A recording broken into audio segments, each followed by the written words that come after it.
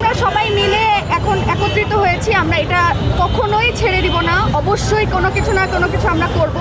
আমরা এখন একটা লিখিত দিব, থানায় সর্বপ্রথম লিখিত দিব।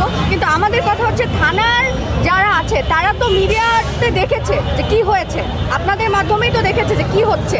তারা এটা কিভাবে বলতে পারে যে যদি কোনো অপরাধ সংঘটিত হয়ে থাকে, যদি কোনো ভুল হয়ে থাকে, তাহলে তারা এই ব্যাপারটা দেখবে, তাহলে বিচার হবে। তারা এখনো সমব্যথী না কেন?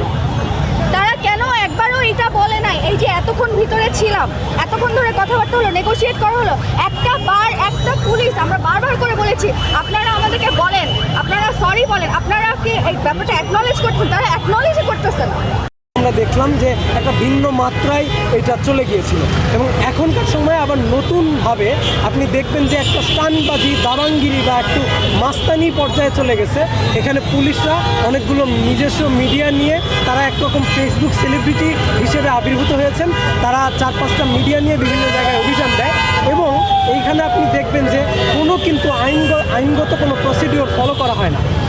যে কোনো গতকাল যে ঘটনাটা ঘটলো, একজন পথচারী, এইখানে কিন্তু সোহরাওয়ার্দী উদ্যান, এখানে যে ধরনের ঘটনা ঘটে এটা কিন্তু শাহবাগ থানার অধীনেই আছে এবং দীর্ঘদিন ধরে এই সমস্যাগুলো নিয়ে কিন্তু ঢাকা বিশ্ববিদ্যালয় প্রশাসন এবং শাহবাগ থানার সাথে আমরা শিক্ষার্থীরা ব্যাপকভাবে বসেছি যে এই সিন্ডিকেট যাতে ভাঙা হয়, এই মাদক কারবারি যাতে বন্ধ করা হয়। কিন্তু এতদিন পর্যন্ত কোনো কিন্তু কার্যকর পদক্ষেপ নেওয়া হয়নি। তারা যেটা করে যে ইন্ডিভিজুয়ালি কিছু ব্যক্তিদের হেনস্থা, যেটা কিন্তু আসলে এই মাদক সিন্ডিকেট ভাঙার জন্য কোনো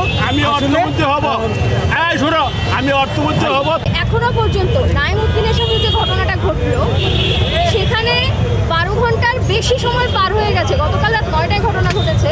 বিশ্ববিদ্যালয় প্রশাসন থেকে এখনো পর্যন্ত এই ডিসি মাসুদের বিরুদ্ধে কোনো রকম আইনি প্রক্রিয়া নিতে দেখা যায় নাই।